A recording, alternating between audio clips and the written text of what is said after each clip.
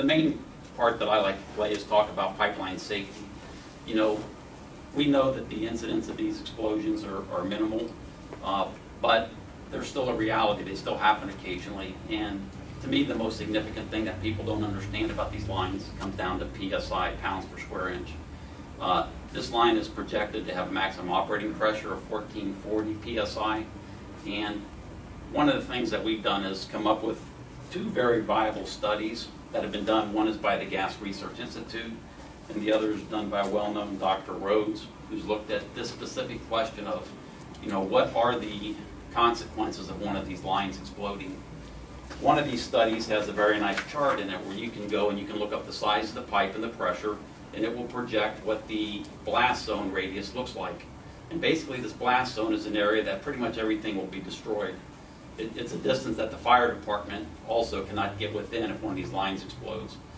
For a line this size and pressure, the Gas Research Institute projects that that zone is about 1,000 feet, maybe 1,100 feet.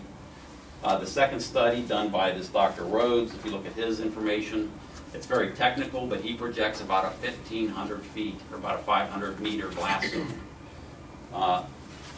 To help confirm those numbers, you can actually look at real pipelines that have exploded.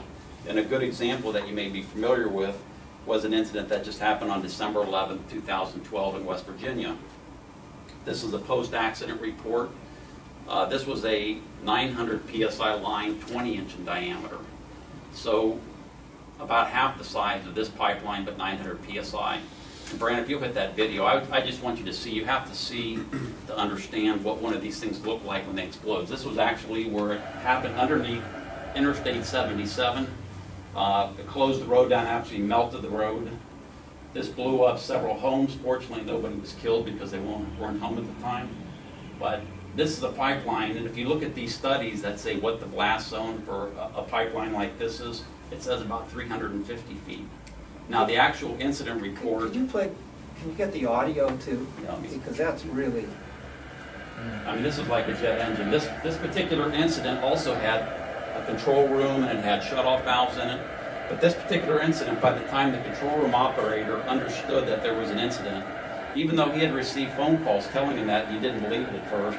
It took him over an hour to shut valves off and shut this pipeline down.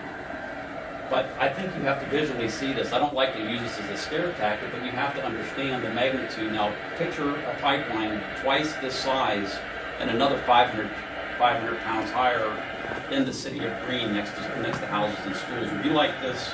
Would you like to live within 5 or 10 feet of one of these pipelines? So, you know, I don't think we need to overemphasize that. I'd like to go ahead and stop that.